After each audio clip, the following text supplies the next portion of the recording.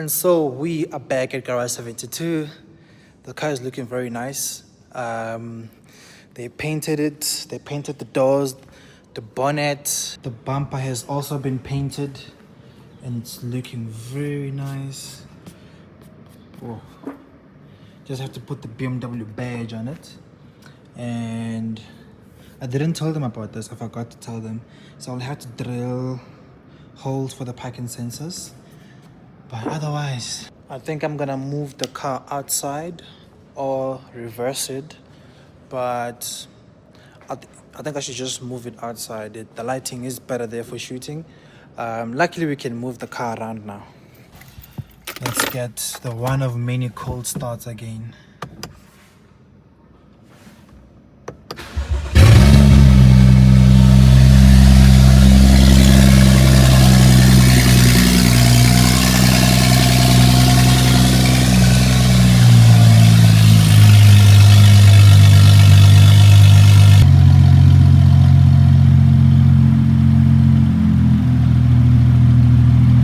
That's what you call a BMW M135 6-cylinder 3-liter.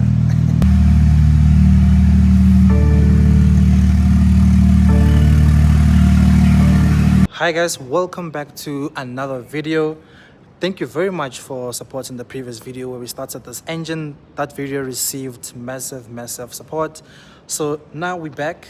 The car can roll. I rolled it out of the workshop because it's brighter outside. Want to work on it here, with fresh air and everything. So the aim today is to replace a few things. I want to replace the shocks, the front shocks, the ABS module if I can get it, the powder fuse I already have, and a bit of things here and there.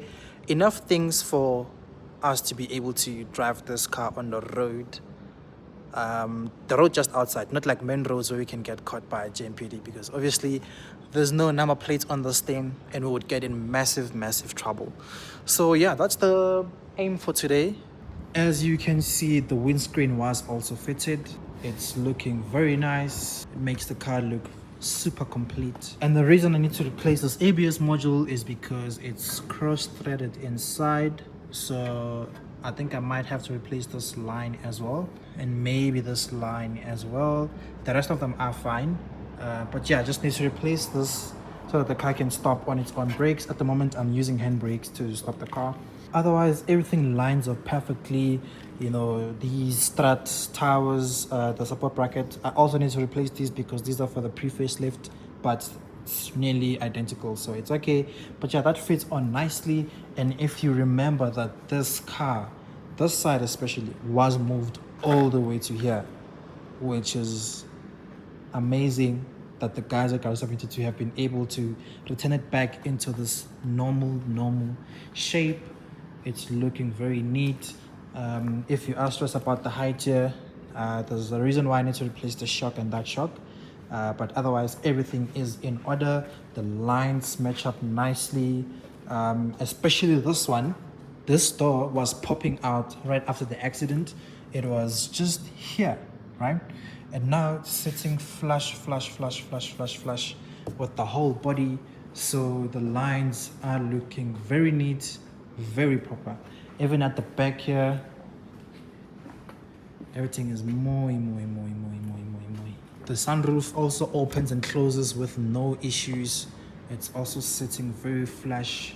I have no complaints with the body. I can try to close the bonnet, but these things are not working. So okay, maybe let me close there and close there and see. Oh my goodness. Okay, so that is looking nice. Just have to get the cradle stuff that holds the bonnet up, because at the moment it's gonna dip into there. But yeah guys, once those things are in, the bonnet is gonna be slightly raised. But as you can see, the lines, the magic is in the lines, guys. The lines looking very neat.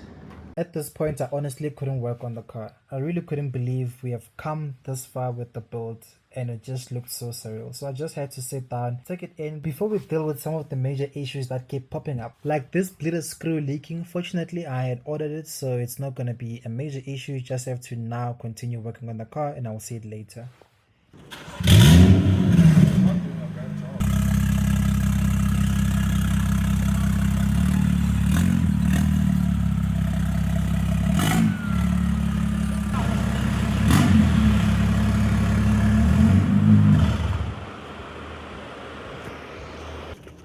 Thank you. Now it's time for some while we're here mods. I have these lowering springs, new built-in shocks to go with them, and also an intake thanks to Raza. Shout out to these guys. If you need downpipes, intakes, charge pipes, anything, B58s, GTIs, S3s, they have it all. Be sure to check out their website on the link in the description below. In the meantime, let's fit. So you're gonna start with this piece. It bolts on. Come here, dog. Wait, before we put this thing in, we have to first put this piece so that it can hold in nicely to the body. Grab this piece, then just push it in there. Yeah. Afterwards, this can now go in. Just be careful of this AC hose here. My one was bent, so it's not going to be properly in shape, so just have to work around it. Yeah. So this is gonna go in like so, and then I'll deal with this one down there later. Nice. That's in. And then this big one goes here at the top. How's this thing gonna turn here?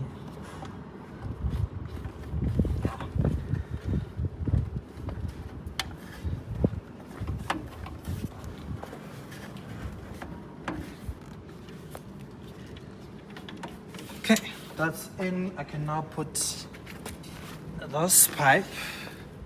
I believe I have to put something here, but not gonna do it for now. So just slot it into the inlet, pushes into there. No, the sensor is on the airbox, so it goes in somewhat like this. Somewhat like this, my brother. You don't sound convincing. What's where's the second? Where's the strip? It's this one. I'm not sure where it goes. Maybe it goes here or somewhere. Yeah, but this is supposed to go in deeper here. Yeah, I think so too.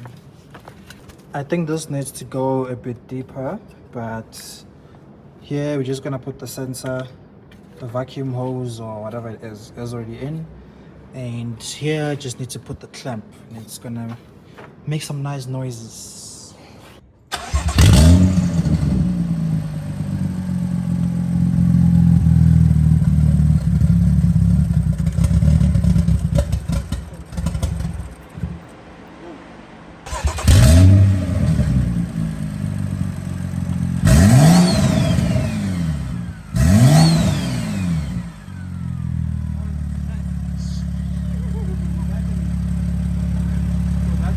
Remember the issue we had in the beginning? Well, now we're fixing it with the 50-50 mix into the cooling system, and we also replaced the bleeder nipple. So we can now move on to fitting in the lowering springs and new shocks. Yeah, it's backwards. Orange springs already. Now. Also, it's gonna have that rake. Yeah, so I'm gonna take this one out and replace it. Hey, you can't be Joss's friend and escaping a murder case. I'm telling you now. Why? Oh, yeah. They'll find you. Quick. Just to clear them, none of these guys have done any crime. But I'm having to replace these shocks because the old ones bent in the accident, and luckily while we're here we can just somehow fit in these new lowering springs. Hand.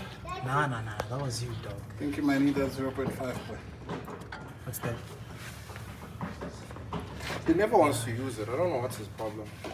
Goes here, bro. This is that side. The stabilizer link is this side. Look, I'm gonna need to see a video. it's this side.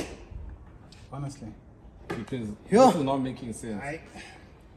These niggas don't want to be teachable. Because look, Joss, here's the thing. Eh? Cooking with the stove off, my boy. If the stabilizer link is on this side, Don't convince yourself that I'm wrong. if the Gaslighting. No. You open your mind and because you don't know as well. okay, wait, let me ask Have you you. replaced BMW shocks? Wait, let me ask you. The stabilizer link is on this side. We agree because Don't we you can see how see it it, goes? Yeah. right? Don't you remember It's how on that side wait, was? it's on this side of the shop. So it's on the front of Ne? On the front. How can it be on the front this side? What's that thing? Because on that side, it goes in like so. at the back. It goes in like so. And then it So goes there. it's saying And the then link this is side- at the front on one and at the back on the other. Yes, that's why there's no left or right. Nigga, we're having an important discussion. Keep quiet. Put it in. It's gonna go in. Okay, let's go to your shops. Let's not use M1s. Look, wait. Look, you see it's in front. Ne? Yeah. Ne? But Wait. It's in front. Come see. It's in front. Ne? Yeah. It's on this side. when I replace the shocks, Come see. You see, if this is not in front, if this is at the back this side, you are right. Ne? If it's in front, I'm right. I couldn't wait to make this edit to tell you guys that I was right. With BMWs, there's no left or right shock, left or right stabilizer link. You only buy one and they will fit. You just have to flip them depending on which side you're at. This is a good thing because you never buy the wrong part. What's the worst that could happen, bro? Don't say that, bro. Also remember, that's a pyro fuse, bro. That thing popped, dude, when the accident happened. So also can't plug it in wrong, and it's just like self-detonation, bro. Hey, man. It's just like, my guy, I'm not here. How much is this thing? 900. Yes, sis. Facebook. No, I knew you. Yes, see. I know this is going a bit quick, but honestly, it was getting dark and we had to quickly fix everything up before we leave, just so we can come back the next day with more stuff finished. Today's a gloomy day, another day back working on the car. Say hi. So I'm quickly doing this door handle, just fitted it in and connected it to the mechanism inside. Then now I'm just gonna put off this cover and bolt this thing on, and that should be it for the handle. Then I can fit the door card, which goes here and houses everything. Pretty scary stuff. Just fitted this door mechanism. It won't go anywhere now. You just have to bolt in this cover using a bolt that goes in here. It's a bit finicky. So now that I've done everything that side, I can focus on here. This is a door card, pretty mundane inside. There's not a lot of things here, but it's pretty interesting. The only plug that I have is this one. I believe it goes here, and then have to plug it under there. So I'm just gonna take it out and plug it here first. It's for this switch, for this door switch, and then this mechanism is already in. I just have to also plug it here.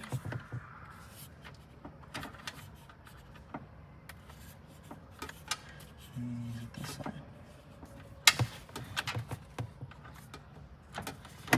Plug it in there.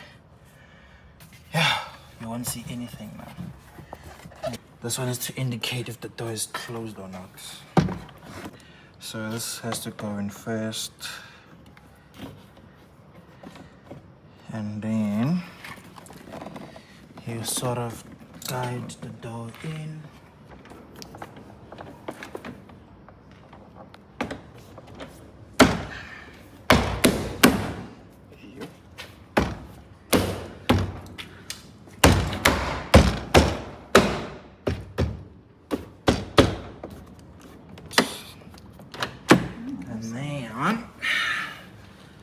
Now the fun part is putting these bolts in. No, something goes before, I think, or maybe not. This thing, I think it goes after.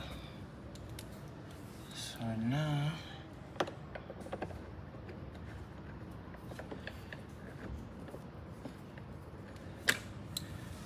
not gonna over tighten it. This one goes here.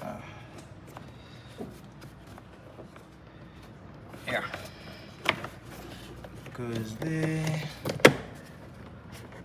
and then it's in. To tidy things up a bit here, just gonna push this inside. It's hardly noticeable, but rather do it. This door needs to be connected with this plug to the car, but I'm not able to push it in, and I don't know why. Luckily, Lib was around and he figured out what the issue was. It turned out to be a very special plug. With that out of the way, we can move on to the rear suspension. Even in this rain, the work never stops.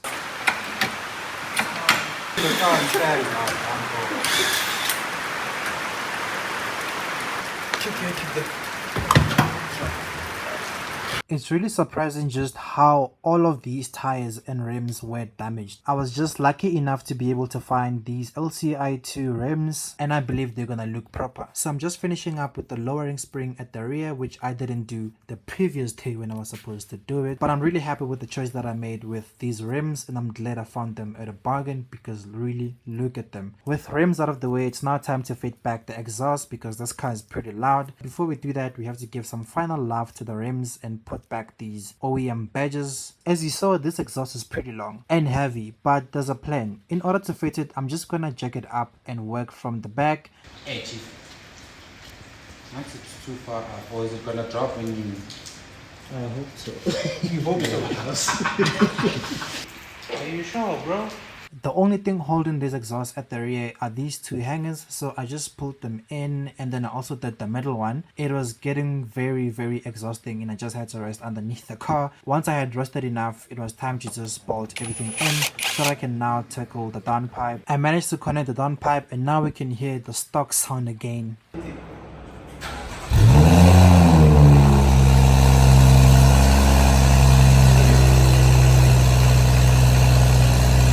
It surprisingly sounded very loud, but the neighbors are gonna rejoice because to them it's probably gonna be very low and enjoyable. I can now just finish up on the front suspension with connecting the stabilizer link, and then we can take this car out for its first official test drive. Can you believe this is actually happening?